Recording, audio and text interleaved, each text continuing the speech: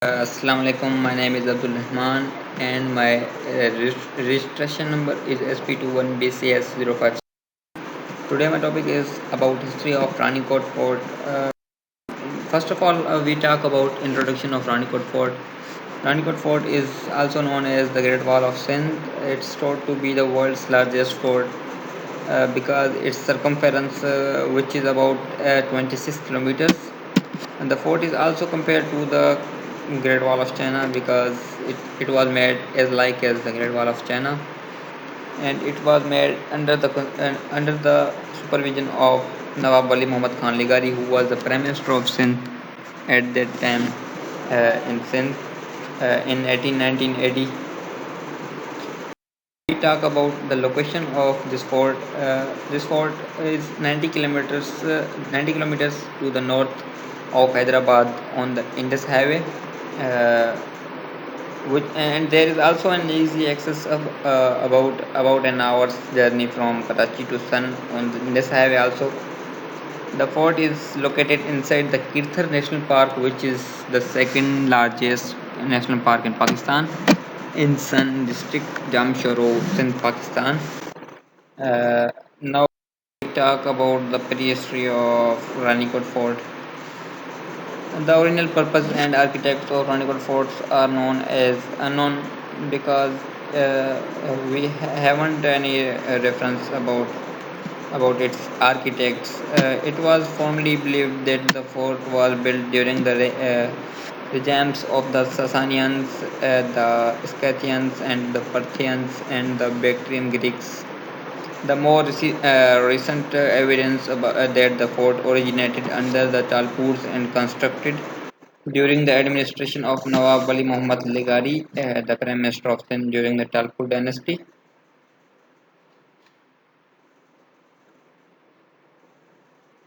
Basically, the archaeologists points to the 17th century as the time of its first construction, but Sindh archaeologists now agree that some of the present structures were reconstructed by the Talpur dynasty in 1812 at cost of 1.2 million rupees.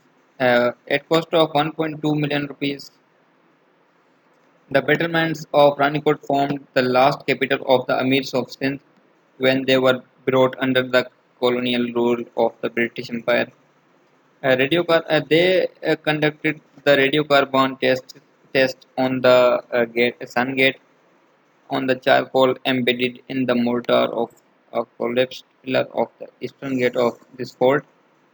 These tests have confirmed that this gate was probably renovated between the early part of the 18th century and the early part of the 19th century, prior to the Britain invading the fort, when the Kalodas, or most likely the Talpur Mirs of Sindh, ruled over the area.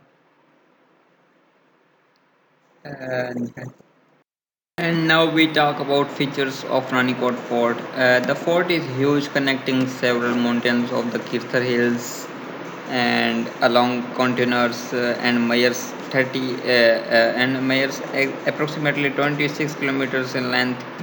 The fort's wall is interspersed with several bastions and three are of semicircular shapes. The northern part of the fort's perimeter is a natural hilly area formation, while on the other three sides it is covered by the fort walls. Within this main fort, there is another smaller fort known as the Mirip Fort, which is about 3 kilometers from the Sun Gate and is reported to have served as the palace of the Mir royal family. The entire fort structure has been built with stone and lime mortar. The fort is built in a zigzag form with four entry gates in the shape of rhomboid. The four gates are namely as Sun Gate, Amri Gate, and Shapir Gate, and also Mohan Gate. Two of the gates facing each are crossed diagonally by the Sun River. The first gate is on the western side and is skirted by the river water and is difficult to approach. The southern entry gate has a double doors gate. Within the gates, there are two niches which have floral ornamentation and carved stones.